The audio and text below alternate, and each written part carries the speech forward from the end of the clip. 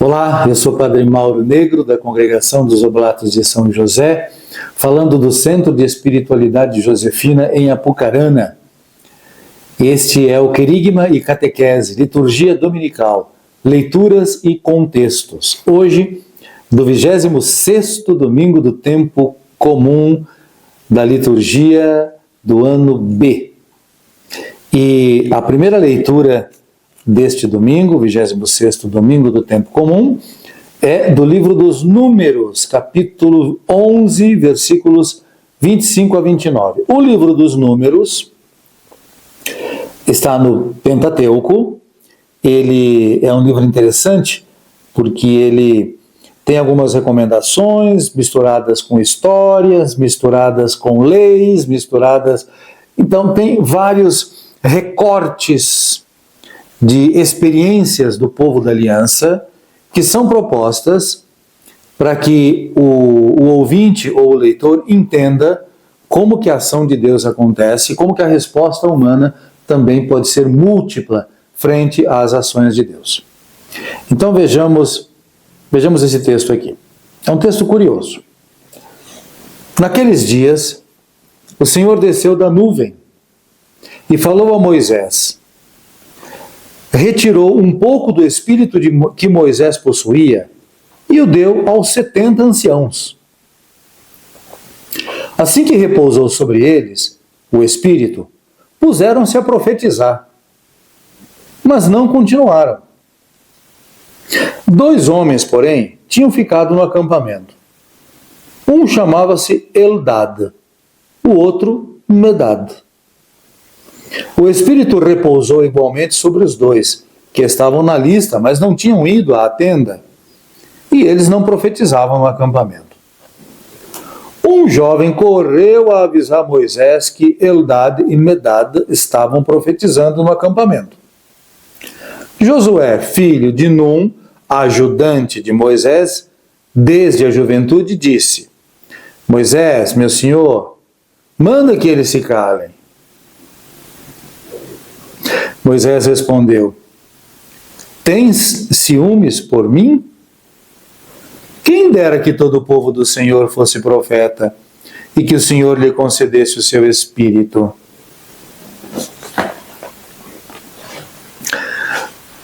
Os nossos afetos, autoafetos e afetos com os outros, eles cobram de nós, né? De todos, de mim também.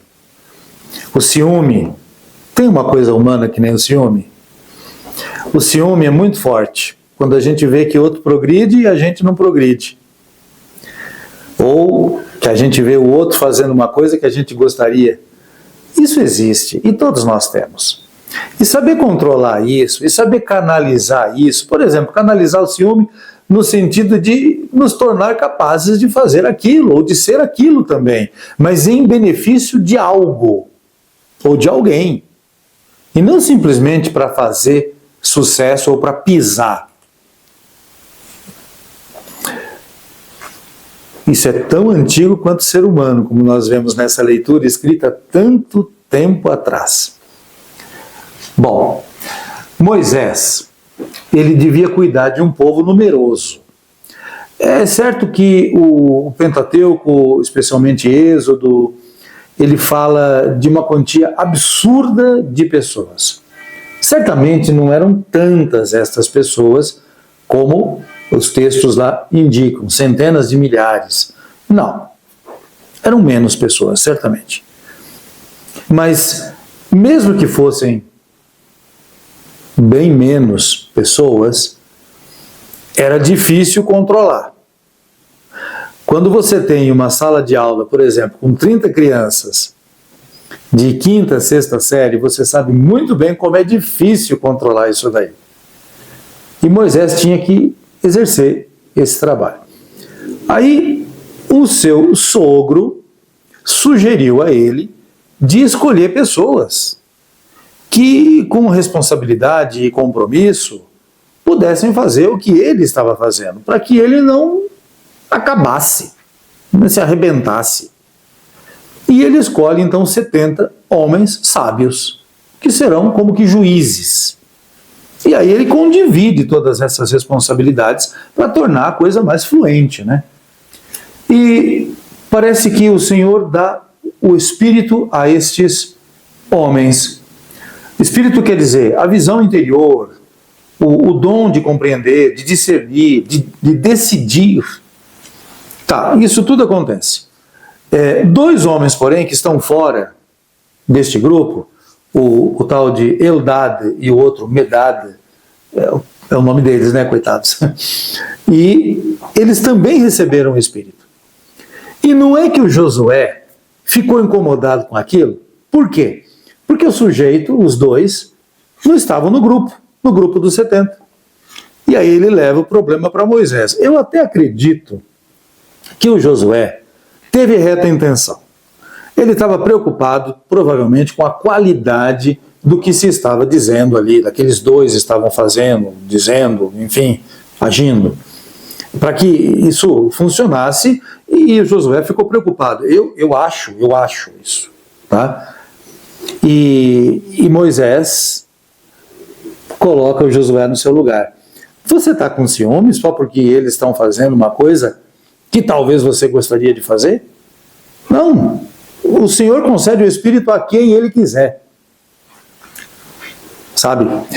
Essa é uma constatação muito interessante. Porque não é só você ou eu que temos o Espírito Santo. Todos podem ter. Até quem pensa diferente de nós pode ter. É verdade. Até quem pensa diferente de nós pode ter o Espírito do Senhor.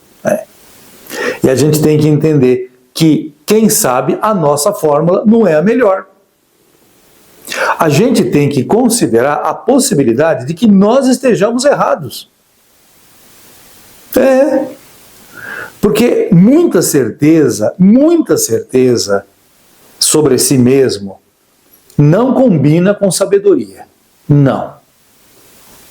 É sempre importante um pouco de dúvida a respeito de si mesmo, para que a gente possa humildemente reconsiderar e retomar o bom caminho. O Salmo, que é o Salmo 18, é um salmo de lei.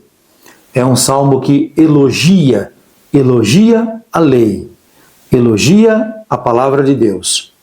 E tem elogios muito interessantes e já nos dá uma pista do que virá depois. Porque é a lei do Senhor que liberta. E mesmo a lei, se for exagerada, pode se transformar inadequada. Mas é a lei do Senhor que liberta. Mas tentemos entender isso. Vejamos aqui o texto do Salmo. São 4 estrofes, cujo refrão é: a lei do Senhor Deus é perfeita, alegria ao coração. E o texto do Salmo: a lei do Senhor Deus é perfeita, conforto para a alma, o testemunho do Senhor é fiel, sabedoria dos humildes. É puro o temor do Senhor, imutável para sempre. Os julgamentos do Senhor são corretos e justos igualmente. E vosso servo, instruído por ele, se empenha em guardá-los. Mas quem pode perceber suas faltas? Perdoai-as que não vejo. E preservai o vosso servo do orgulho, não domine sobre mim. E assim puro eu serei preservado dos delitos mais perversos. Esse salmo coloca a lei do Senhor como o centro das atenções. E tem essa frase que é muito interessante, preservai o vosso servo do orgulho, não domine ele sobre mim, e assim puro eu serei preservado dos delitos mais perversos. Gente, o orgulho, a autorreferência, o absoluto em nós, e nós de modo absoluto, é o princípio de muitas dores e de muita tristeza. Quando a gente estuda um pouquinho os grandes tiranos da história, especialmente aqueles, eu me refiro àqueles que tiranizaram na Segunda Guerra, como exemplo. É notório que os nazistas, que Hitler, ele não se interessava pelas pessoas. Ele se interessava pelo país dele. Mas até que ponto ele entendia que o país era composto de pessoas, ninguém compreende. Porque ele levava milhares, dezenas, centenas de milhares, milhões à morte, de modo assim absolutamente insensível, pouco se importando com isso. Mas dizendo que eles tinham que defender a nação. Mas quem era a nação? Porque a própria nação estava sofrendo, estava morrendo no final, no último ano, em 45. A Alemanha sofreu gravemente. Ela entendeu na pele o que significava a guerra. E ele não tinha absolutamente nenhuma sensibilidade com isso. Porque certamente não eram as pessoas, nem era o seu país, mas era o seu orgulho, o seu ego. Era ele que era o importante. Então todo mundo lutava, era por ele. E tinha que jurar por ele. Claro, eu estou usando aqui um exemplo, e tem outros, hein? Stalin, Mao Tse-tung, Pol Pot, Idi Amin Dada, e outros tantos ditadores cruéis. Esses todos morreram, e tem outros que estão aí vivos. Mas eu não falo só de ditadores assim, líderes de países. Eu falo de pessoas que estão muito próximas de nós, talvez pais de família, patrões. Que o nosso ego, que o nosso orgulho não se infle e não domine sobre nós, para que nós geremos muita tristeza e sofrimento para os outros. Vejamos o Evangelho. E o Evangelho é a continuação do texto de Marcos, que nós já começamos a ver há alguns domingos. É um texto fragmentário do capítulo 9 de Marcos. Naquele tempo, João disse a Jesus: Mestre, vimos um homem expulsar demônios em teu nome, mas nós o proibimos, porque ele não nos segue. Jesus disse: Não o proibais, pois ninguém faz milagres em meu nome para depois falar mal de mim. Quem não é contra nós é a nosso favor. Em verdade eu vos digo, quem vos der a beber um copo de água porque sois de Cristo, não ficará sem receber a sua recompensa. E quem escandalizar um desses pequeninos que creem, melhor seria que fosse jogado no mar com uma pedra de moinho amarrada no pescoço. Se tua mão te leva a pecar, corta. É melhor entrar na vida sem uma das mãos do que tendo as duas ir para o inferno, para o fogo que nunca se apaga. Se teu pé te leva a pecar, corta-o. É melhor entrar na vida sem um dos pés do que tendo os dois ser jogado no inferno. Se teu olho te leva a pecar, arranca-o. É melhor entrar no reino de Deus com um olho só do que tendo os dois ser jogados no inferno, onde o verme deles não morre e o fogo não se apaga. Bom, esse aqui é um bom exemplo de hebraísmo. Hebraísmo, muitas coisas a gente pode identificar como hebraísmo, e uma delas é o exagero metodológico. Então, para deixar bem clara uma mensagem, a gente carrega nas cores. Ninguém vai cortar mão, cortar pé, arrancar o olho e outras coisas mais, né? O que a gente tem é que controlar isso tudo. É isso que a gente tem que fazer. A gente tem que controlar. E é um texto que apresenta muitos exageros, né? E esses exageros, como eu disse, são metodologia para fazer com que a gente entenda a importância da missão. Quando ele fala de amarrar uma pedra de moinho no pescoço, eu era padre recém-ordenado, tinha 2 anos de padre já, né? E eu nunca tinha visto uma pedra de moinho. E eu fui em um moinho. E quando eu olhei a pedra de moinho, eu fiquei perplexo, porque ela é gigantesca. Ela é extremamente pesada. E eu me lembrei desta passagem do Evangelho. Amarrar uma pedra de moinho, se a gente cria o escândalo nos outros, se a gente leva os outros a pecar, então é melhor que a gente seja amarrado numa pedra de moinho e jogado no mar. Eu não sei porque pensei em colocar uma pedra de moinho no pescoço, como um colar. Ninguém sobrevive com uma pedra de moinho no pescoço. Colocou, o cara esmagou. Pronto. É o exagero, para deixar bem clara a importância das ações bem colocadas, bem realizadas. O compromisso que a gente tem sobre as outras pessoas, sobre aqueles que estão perto de nós. E o escândalo que a gente causa. E é claro, nós nos definimos desta maneira. Eu sou assim. Quem já não disse isso, hein? Eu sou assim. Parece que esse eu sou assim define tudo. Porque se eu sou assim, tem razão de eu continuar fazendo. Eu sou assim legitima o fato de que eu já fiz e que eu vou continuar a fazer. Mesmo que esteja completamente errado. E eu admito que está errado, mas eu sou assim. Então esse tipo de afirmação, minha gente, é uma afirmação estéril, absolutamente tola, ridícula, cretina. Se eu sou assim, eu deveria ter vergonha de ser assim.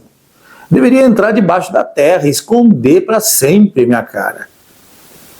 Porque quer dizer que eu entendo que eu estou agindo errado e continuarei agindo errado, então realmente eu não mereço nenhuma consideração. Porque o princípio da misericórdia é também quando o outro reconhece que errou. Quando aquele que errou, olha, eu errei. Então aí a pessoa vai ter misericórdia sobre aquele que errou. Agora o sujeito afirma o erro, confirma que vai continuar errando e diz que é assim, portanto, está afirmando, está garantindo que vai continuar. Então ele não merece, ele rejeita até a misericórdia. Esse tipo de coisa é absurdo. Quando nós olhamos do ponto de vista evangélico e até do ponto de vista de bom senso, do comportamento, das relações intra-humanas. Então esse evangelho é uma chamada de atenção severa de Jesus a respeito do comportamento. E note que Jesus parte de uma simples consideração de que alguém está falando bem, alguém está fazendo bem, mesmo que não esteja no grupo de Jesus. Quer dizer que outros povos, outras religiões, outras podem fazer bem. Então, o que nós temos que fazer é melhor ainda, mas não prejudicar os outros.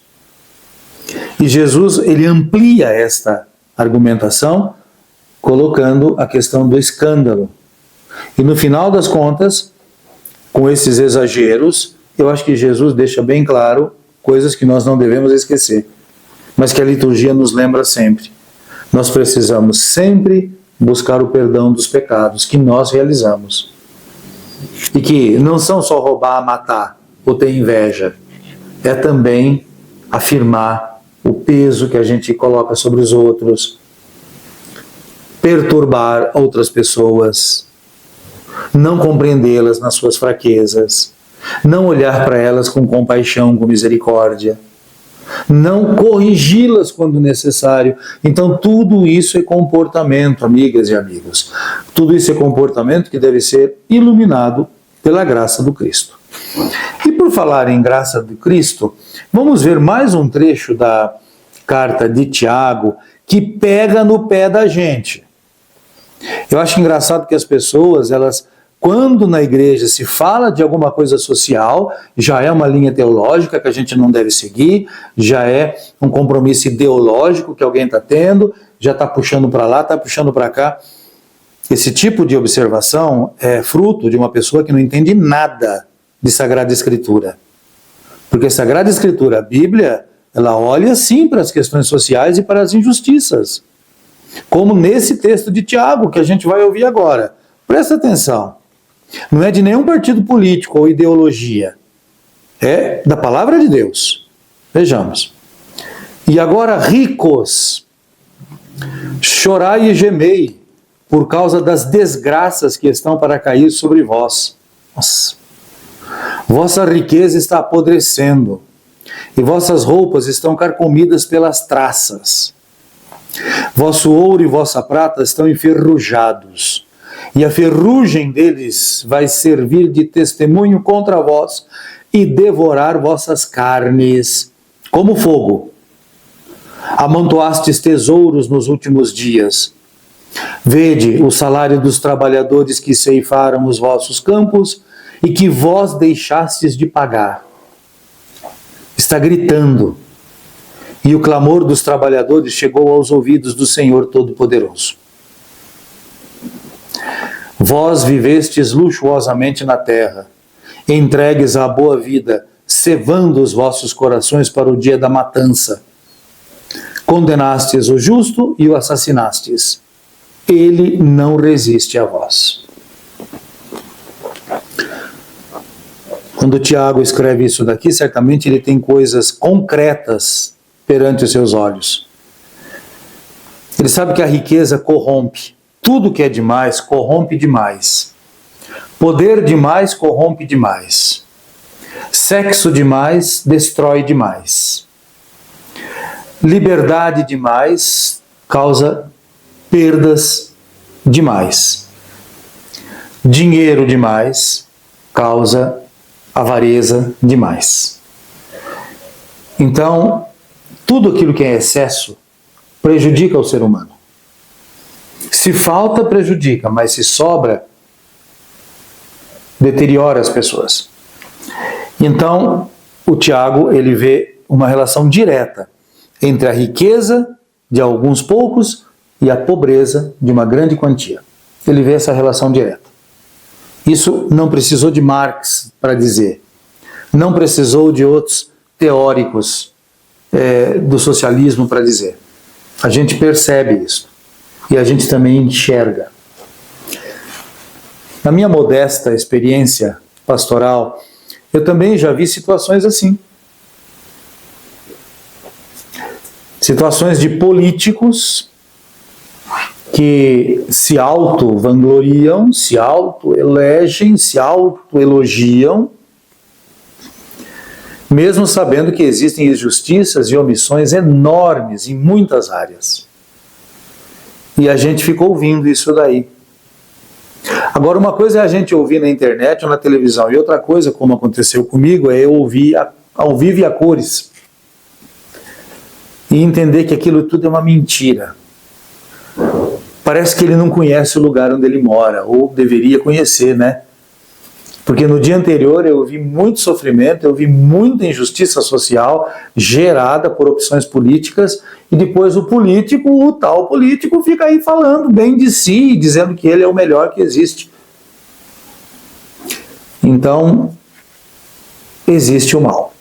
Ah, ele existe, o mal existe. E o mal está nas pessoas. E as pessoas cultivam o mal porque elas têm um desejo de fazer o bem para si e não para os outros. Quando a gente olha o Evangelho, a gente percebe como que o compromisso de caminhar na justiça, na verdade, no direito, não é uma teoria bonita, mas é uma realidade que a humanidade precisa. Bom, tomara que a gente entenda isso, e que isso não seja só palavra, palavra e palavra. Eu sou o Padre Mauro Negro, da Congregação dos Oblatos de São José, falando do Centro de Espiritualidade, no Querigma Catequese, Liturgia Dominical, Leituras e Contextos. Desejo para você graça e paz.